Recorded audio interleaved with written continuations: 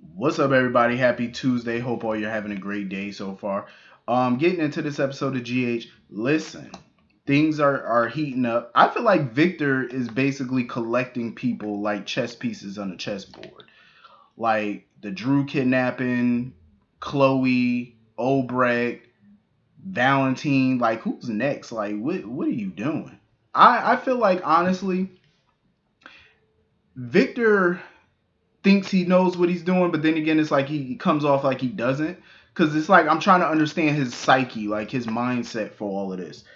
Because when he was with Valentine and stuff, Valentine was trying to warn him, just like Obrecht tried to warn him. Peter's a snake. But my thing is, Valentine already knows it. So it's like it's like he's trusting a snake to be a snake because he knows Peter's a snake already. So he's trusting him to be what he knows him to be. Um, But Victor's coming off like he's worried that if me and Valentine don't work together, Peter's gonna kill us both. But you're the money though. You're the boss. You know what I'm saying? Peter's technically working for Victor, so why would you be worried about him trying to kill you or eventually turning on you and killing you? You know what I mean? Like the guards work for you. You're the money. How else would Dallas have gotten that $2 million? Because she told Sam and Dante that she was that what's his face Shiloh had came to her about staging a plane crash or whatever. um like Victor had to have paid that $2 million because obviously Shiloh is just the middleman. He was the third, working with somebody, because Shiloh was all about a dollar. Peter, I don't think Peter had no $2 million in cash. Like he's definitely Peter got some money, but he's not liquid like that. You need somebody who got 2 million at the ready. You know what I'm saying? Like when you need $2 million in cash, you need somebody who could just, you know, go to the bank and just withdraw that kind of money quickly. It's liquid. The only person that you could think of is a Cassadine because they got money at the ready, at their disposal. They're liquid.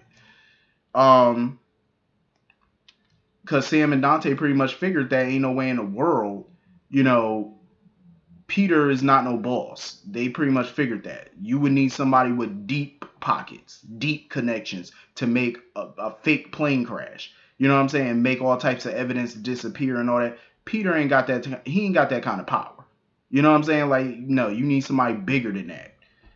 Um. So anyway, Victor, I don't know what his end game is with all of this. Like, I obviously he's trying to bring back the whole memory mapping thing. He wants to control Drew basically. Not memory mapping, but he basically wants to control Drew again, like they did before. When they wanted him and Helena basically wanted Drew to be their soldier boy. That's where Peter's supposed to come in because Peter's supposed to know, like, try to find out like what did his father use as a backup just in case the original, control didn't work. Did his father have like a key or something that could reinstate the control, the mind control? Um, Victor was at a point where he felt like he was ready to cut his damn losses. And my thing was, that's what Victor should have done a long time ago. Like, you have spent over $2 million on this whole plan so far. Like, you had to pay this girl $2 million to fake the plane crash. You had to spend money on food, guards, because you've been housing Drew for 2 years, so that costs money. You know what I mean? Like, you spent a boatload of money on this, and it's like, where's your return on your investment? Peter still claims that he's still searching for, whatever backup, his father had to control Drew. Um, but I think Victor pretty much deep down know Peter full of shit. He's full of shit that his eyes are starting to turn brown because he's full of it. Um, because even when him and Valentine were talking, Victor pretty much already suspected that, Peter was in the midst of double crossing him as they spoke. Like he already suspected that. And that's exactly what Peter was doing because he went down to Drew's cell, pulled the gun on him, and pulled out a tarot card that I think was like a tower or something like that, tower card or whatever. And Drew went into this trance and he just was like, I'm ready for duty. So Peter's definitely double crossing Victor at this point. He only wanted to use Victor to do his bidding pretty much and to like use his connections and stuff to get his agendas done. Whereas Victor probably thought, okay, well, I'm gonna use you then, no, no, no, no, no. That's why you can never trust a snake, because at some point they're gonna bite your ass. You can always trust a snake to bite you. That's what they do. My thing is though, why kidnap Valentine? Like, what's all of that about? I actually enjoyed the scenes with Valentine and Drew. Um, Drew was pretty much filling Valentine in everything that's been going on, Obrecht being there and all the craziness. But Valentine is confident. He's confident that Anna is definitely gonna find him. She's gonna piece together what's going on, that he's missing. Um, he know that his boo gonna find him. Valentine is so confident. Speaking of Anna, she done bumped into Robert of all people. I was so freaking happy to see Robert. I said it's about damn time, Robert. It's about time.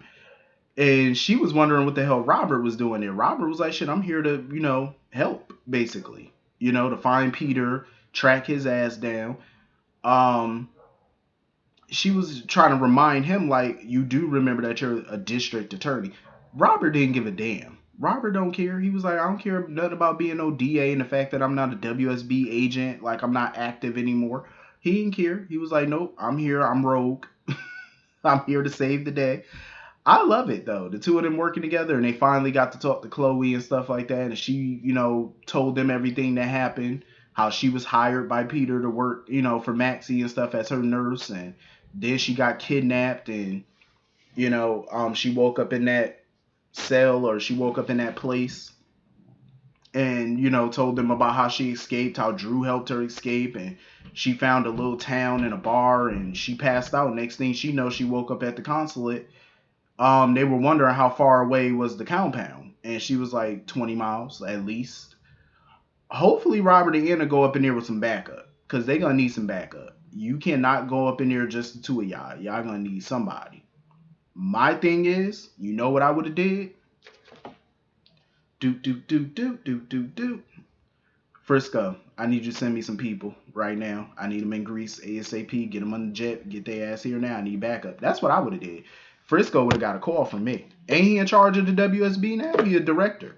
I would have called him and got me some reinforcements, because I would not go up in there with just me and no Robert. Don't get me wrong. Robert and Anna could definitely handle some shit. Even though they older now, they could still, take care of business.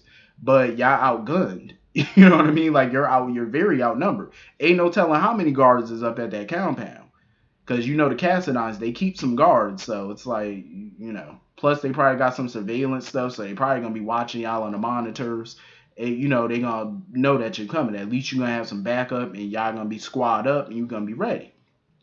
Because you can't go up in there, especially when you're dealing with some Cassidons now. You can't go up in there all, just one or two people. That ain't a good look. I just cannot wait for them to pop a cap in Peter's ass. Like, one of y'all need to kill him. And Drew basically told Valentine that if you find Peter, kill him. I said exactly. Somebody need to waste him. Y'all taking a little too long to kill just one man now.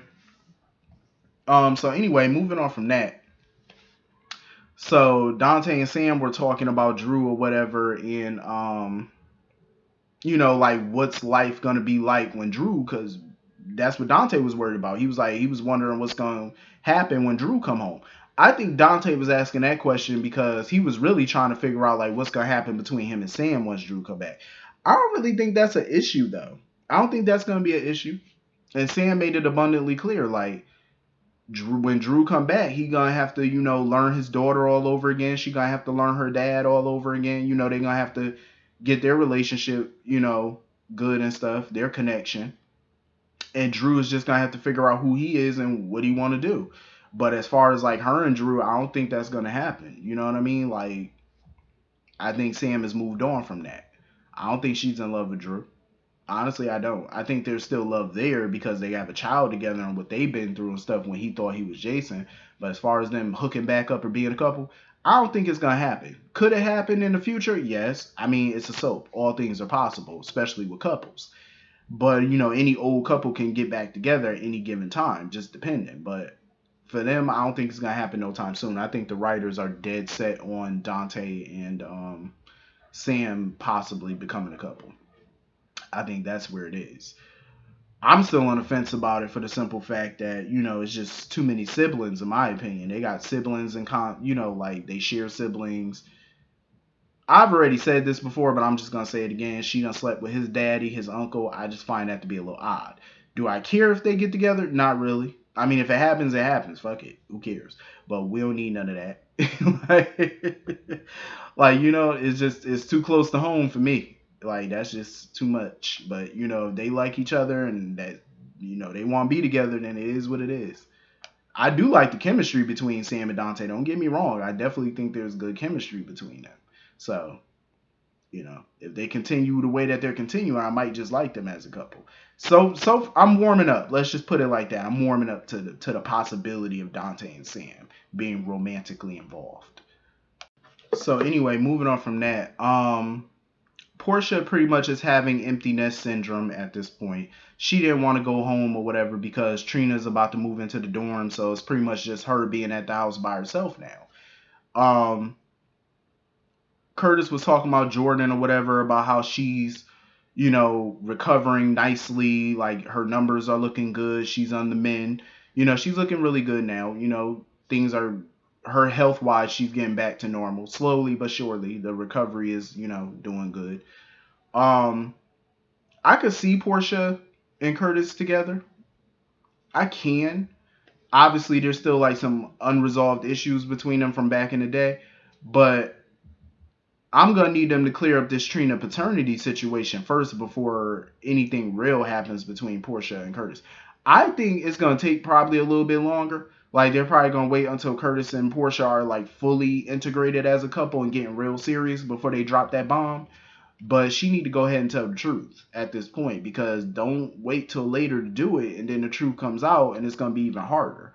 You know what I mean? Like her and Curtis are, getting closer and it's like don't wait until it get too serious and then somebody find out the truth or it just comes out or whatever and then boom, it's like it's gonna be some mess. And the way that he dropped Jordan when she lied and stuff like that, I want to see what his reaction gonna be to Portia because this is the double whammy of lies. Like this is huge. You know what I'm saying? Lying about your child's paternity for over 18 years, like that's huge. You know what I mean? Like that's major consequences. I hope it's major consequences to it.